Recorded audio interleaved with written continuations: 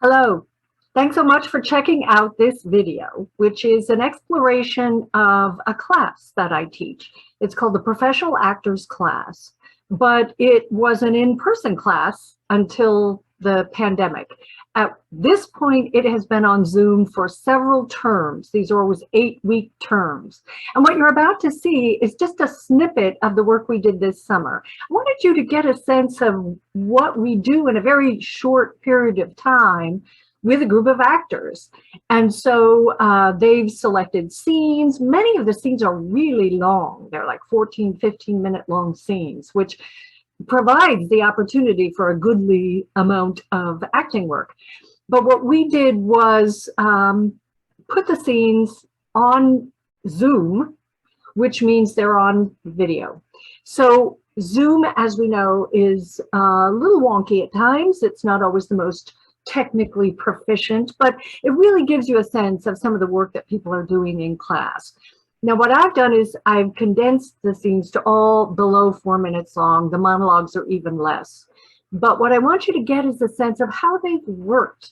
These people have come in every week. Maybe they had a Zoom meeting and they actually rehearsed in the middle of the week. They have ideas for backgrounds, most of which didn't work tonight, but some of them did, so we'll keep those. But also it gives you a sense of not everybody's mic is perfect, not everybody has the best camera, but what I wanted to accomplish was having that sense of they are communicating. And that's the thing we found with this class. It feels very intimate. You wouldn't think so because we're not even in the same room, but it actually provides a sense of people really being together. I've got some techniques and tips that I use during the rehearsal process so that they don't even see themselves on camera. They're really working with their scene partner. But also I've done some shamelessly bad editing, but I wanted to provide you some of the times we're doing really filmic techniques. Sometimes we're doing plays and two-person scenes, but it all comes together in a very fun and I think really creative end result. And so what I have for you is just that, a long trailer of the work we've done this summer of 2021. And I hope you enjoy it. Thanks for tuning in.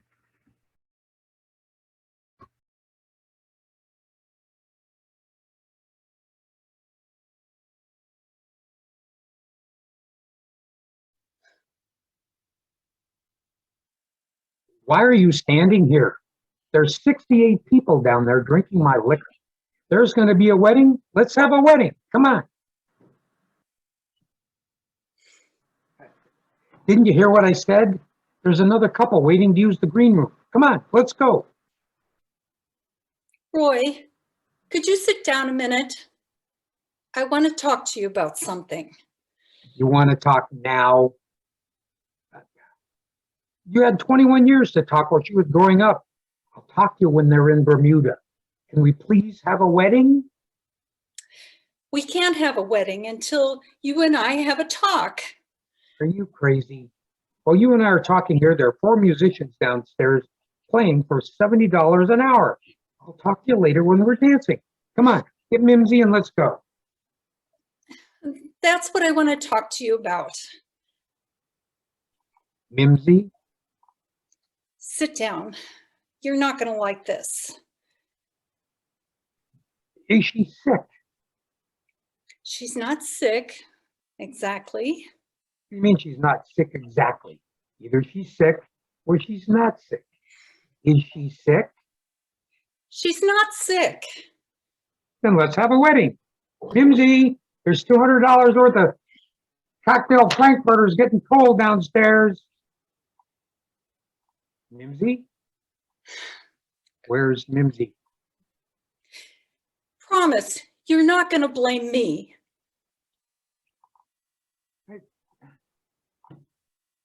Blame me for what? What did you do? I didn't do anything, but I don't want to get blamed for it. What's going on here? Are you going to tell me where Mimsy is? Are you going to take an oath that you're not going to blame me? I take it. I take it. Where the hell is she? She's locked herself in the bathroom. She's not coming out, and she's not getting married. No kidding. Where is she? Oh, God, he doesn't believe me. I'll kill myself. Mimsy! Mimsy! Mimsy! All right. What did you say to her? I knew it. I knew you'd blame me. You took an oath. God will punish you. I'm not blaming you. I just want to know what stupid thing you said that made her do this. I didn't say a word. I was putting on my lipstick. She was in the bathroom. I heard the door go click. It was locked. My whole life was over. What do you want from me? You didn't say a word. Nothing. I see.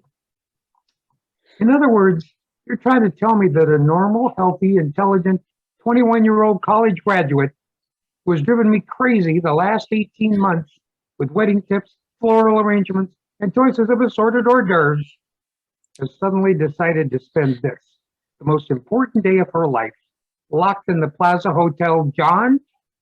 Yes. Yes. Yes. Yes. Yes.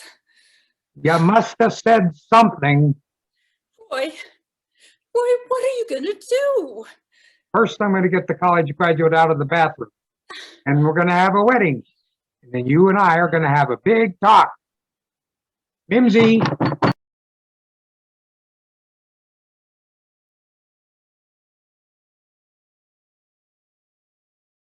Would you like a drink? I wouldn't mind. What's with the flowers? Oh, ugh, that's that dopey prince or king or whatever he is. He keeps sending me a contract whereas I get $100,000 if we ever get divorced. I'd be like a queen or something, but I only met him in El Morocco once.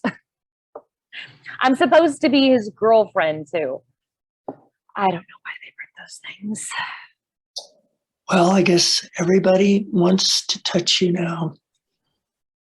Cheers.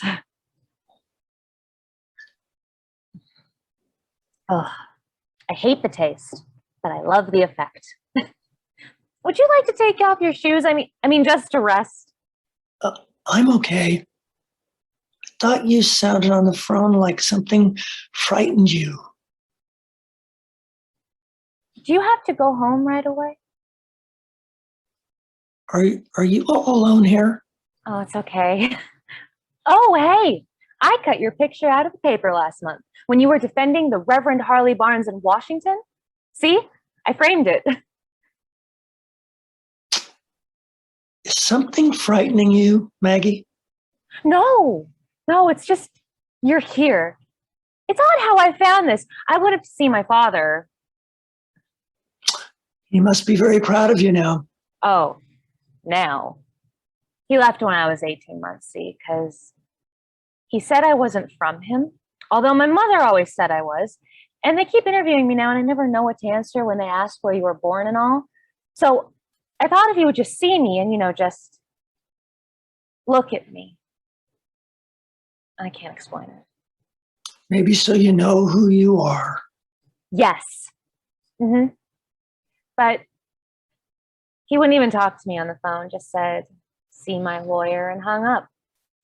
But on the train back, there was your picture right on the seat looking up at me. And I said, I know who I am. I'm Quentin's friend. But don't worry about it. I mean, you could just be someone's friend, couldn't you? Yes, Maggie.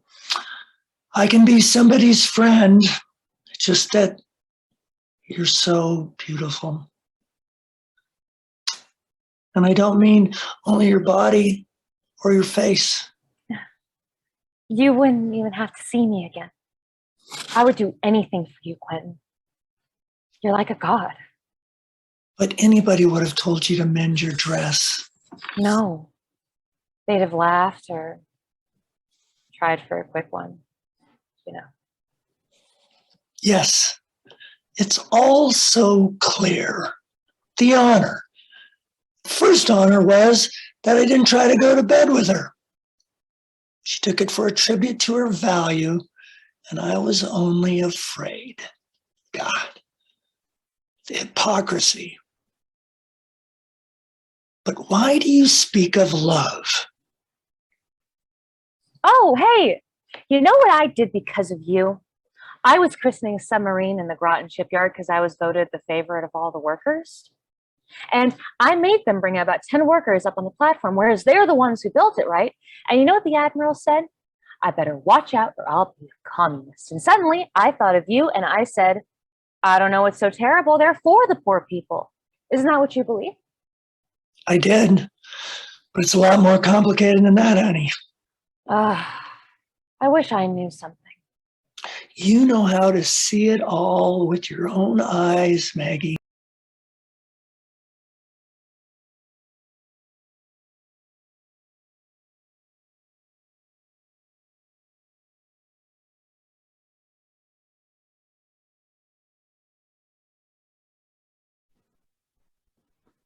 Nick.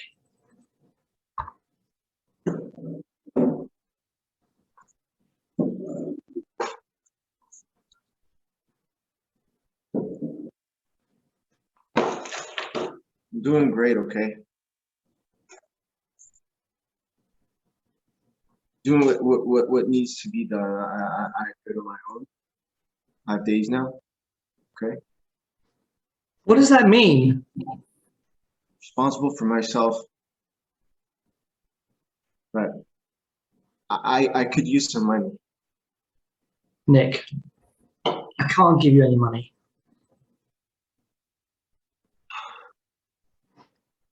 I just need to get some shit together. I want to go to New York. New York? I need to get out of San Francisco. Too many bad vibes here. I just need a few $100. Look, I want to help. But please, don't ask for money.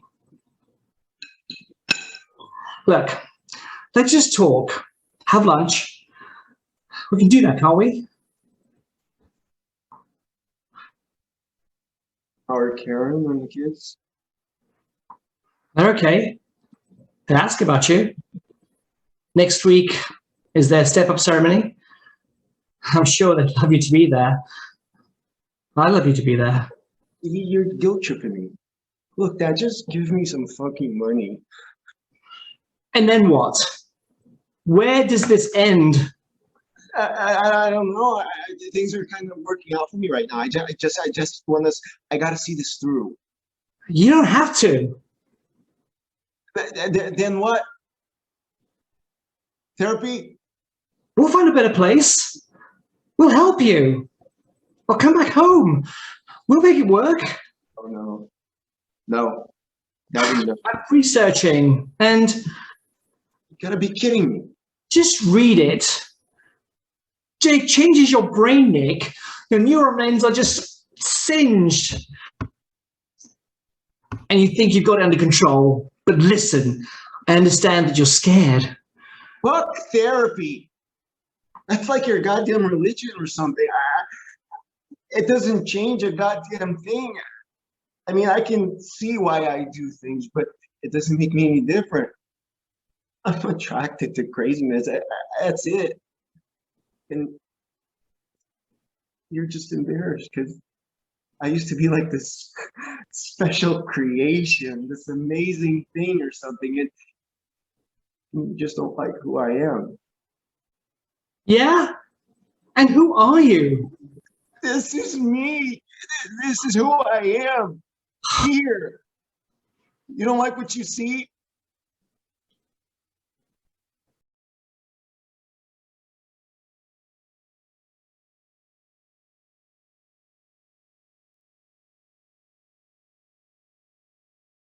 Come here. I was dreaming you might come before I died. You might come and scowl at me once more. Oh, Heathcliff, how strong you look. How many years do you mean to live after I'm gone? Don't let me go. If I could only hold you till we both were dead. Will you forget me when I'm in the earth? I could as soon forget you as my own life, Kathy. If you die. Poor Heathcliff. Come, let me feel how strong you are.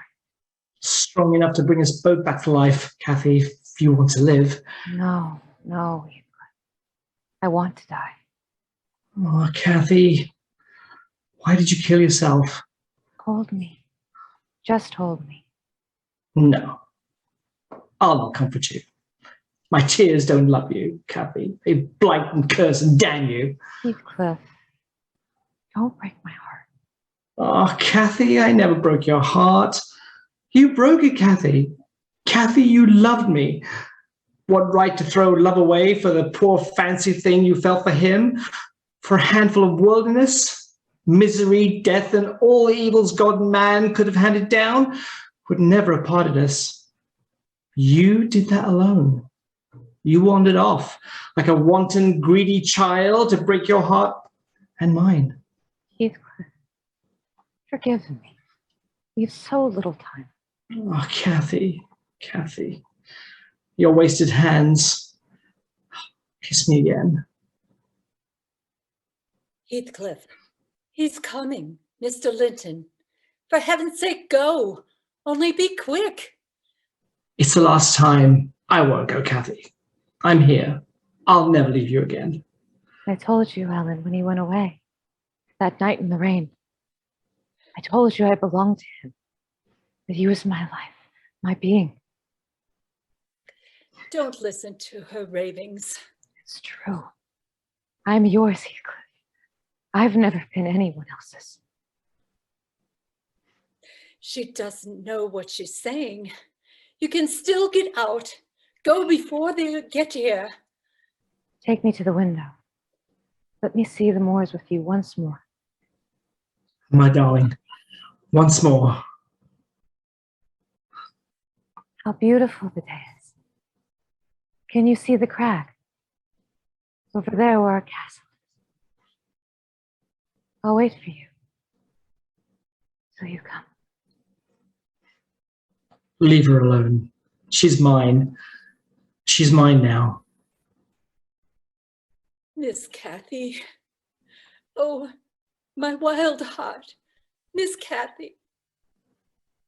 She's gone. Then your last black deed, Heathcliff, leave this house.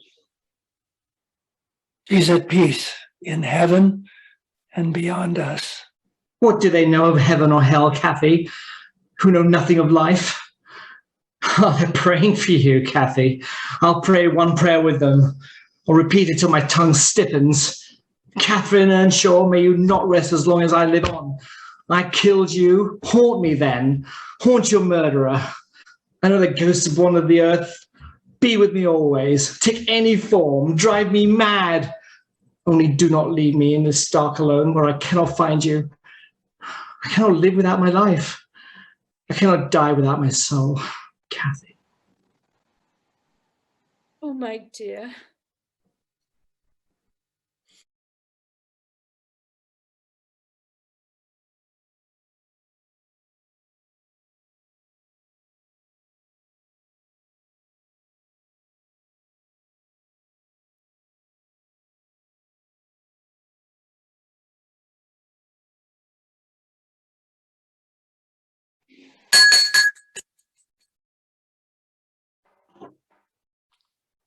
I think we would all agree if I said that now is the time to stop this nonsense, get down to brass tacks, face the facts, forget about the war, and go fishing.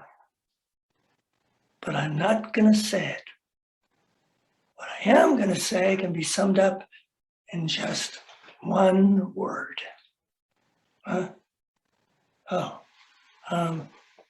My wife doesn't think I should sum it up with that one word. I want you all to know that I attribute much of my success as a sergeant to the training I received at the Corn Belt Loan and Trust Company. The knowledge I acquired at the good old bank, I applied to my problems in the infantry. For instance, one day in Okinawa, a major comes up to me and says, "Stevenson, you see that hill over there?" "Yes, sir, I see it." "Well, you and your platoon are going to attack said hill and take it." "But Major," I said, that operation involves considerable risk. We don't have sufficient collateral." "I'm well aware of that," says the major. "But the fact is, there's the hill, and you're the guys that are going to take it." And then I said, "Major, no collateral, no hill." So we didn't take the hill and we lost the war. I think that little story has certain significance, but I'm not sure what it is.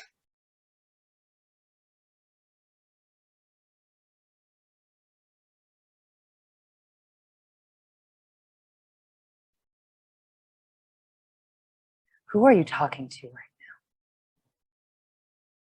Who is it that you think you see? Do you know how much money I make a year? I mean, even if I told you, you wouldn't believe it. Do you know what would happen if I suddenly decided to stop going into work? A business big enough that it could be listed on the NASDAQ goes belly up, disappears. It ceases to exist without me. No, you clearly don't know who you're talking to, Skylar, so let me clue you in. I am not in danger, Skylar. I am the danger. A guy opens up his door and gets shot, and you think that of me? No. I am the one who knocks.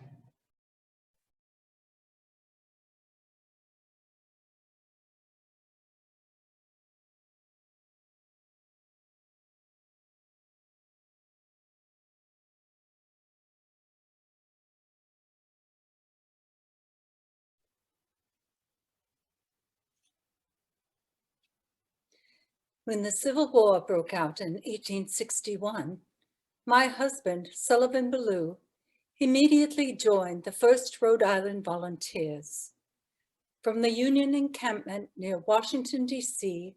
on July 14th.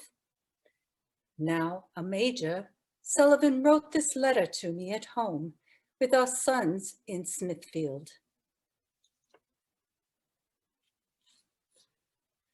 My very dear Sarah, The indications are strong that we shall move in a few days, perhaps tomorrow. Lest I should not be able to write again, I feel impelled to write a few lines. It may fall under your eye when I am no more. I have no misgivings about or lack of confidence in the cause in which I am engaged. My courage does not halt or falter. I know how strongly American civilization now leans on the triumph of the government and how great a debt we owe to those who went before us through the blood and suffering of the revolution. And I am willing, perfectly willing, to lay down all my joys in this life, help maintain this government and pay that debt. Sarah, my love for you is deathless. It seems to bind me with mighty cables that nothing but omnipotence could break. And yet my love of country comes over me like a strong wind and bears me irresistibly with all those chains to the battlefield. The memories of the blissful moments I have spent with you come sweeping over me, and I feel most gratified to God and to you that I have enjoyed them for so long, and how hard it is for me to give them up and burn to ashes. The hopes of future years when, God willing, we might have lived and loved together and seen our sons grow up to honorable manhood around us.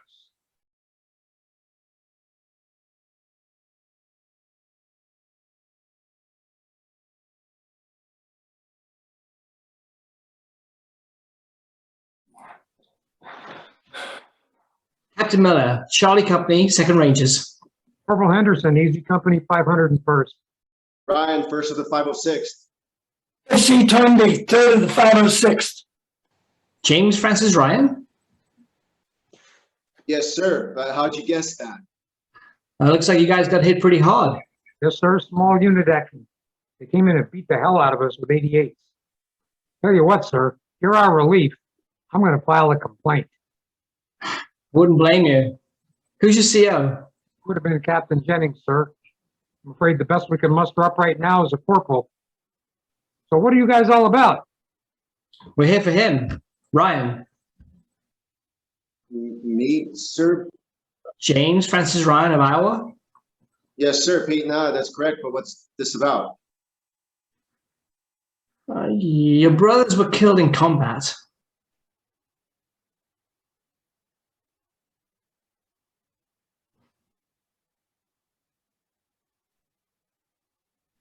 Which ones? All of them.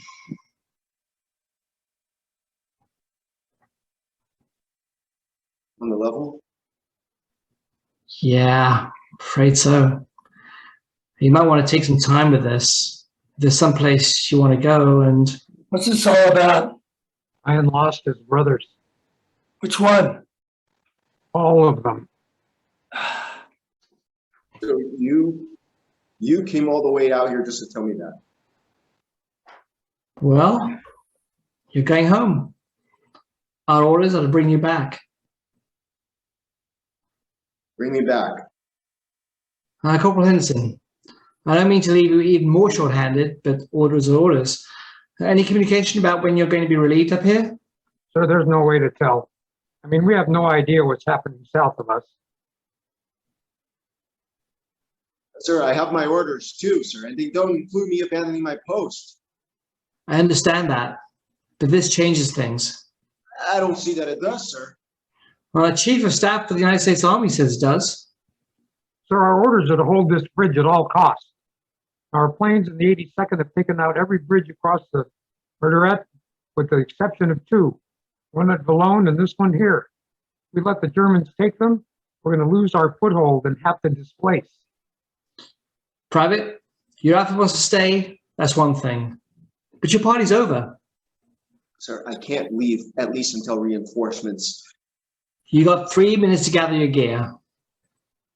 Sir, what about them? I mean, why do I have to go? They all... Asshole! 2 of our guys already died trying to find you. All right?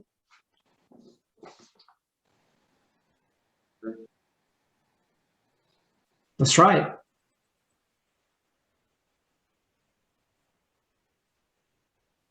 What were their names? Erwin Wade and Adrian Caparzo. Wade and... Caparzo.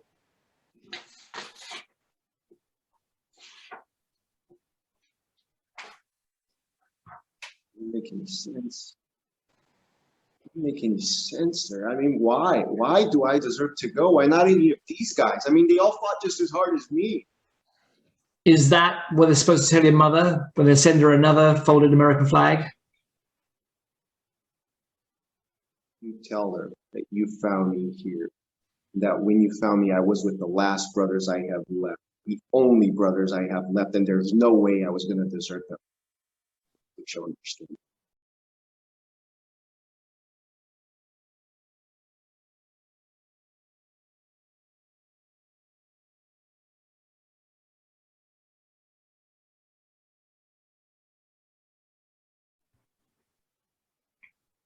When the journey ends.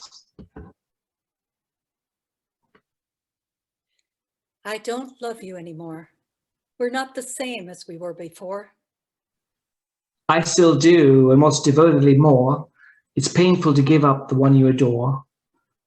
I still believe, Can't you see what it is you're doing to me? That's your misfortune. It's too bad. This, our tragedy, is assuredly sad, but you'll recover in due course. You'll find a way to sunnier shores. That may be so, but the hurt's immense. These, your actions, make little sense. Questions abound that need to be asked. Your silence is charade, eloquently masked. There are no answers.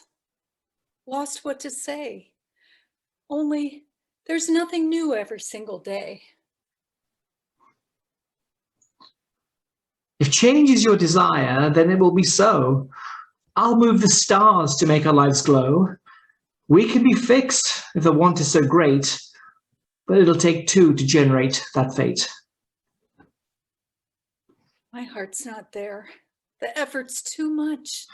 I need to go far to forget, and as such, you'll be a memory that I must forget. A life I had once with moments of regret.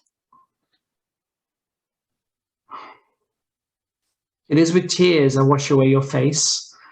I long for that time, allowing time to erase the memory of you, the good and the bad, to move into a world, one I never had. We were a farce, disguised as an ideal. How they were wrong and thoughts unreal. All ghosts of you have been exorcised. All hopes you once had, I have deprived. All roads to me for you are now closed. There is but one, and it's the one I proposed. I have lost your aroma. It ceases to be, but there's comfort in that we are history. Our blessed union somehow became cursed, a state of play for which you well rehearsed. Your pain is immense, as surely as mine. Once we were one when our souls were aligned. Somewhere we drifted, our road parted ways. When did that happen? Who's to say? But I'll take from our liaison the best memories, the richness of our lives with cherished stories. How can you say that with cold heart in hand? Our lives, oyster rich, were never just bland. And yet I'm glad that we go our own ways. Dear are the memories I will treasure always.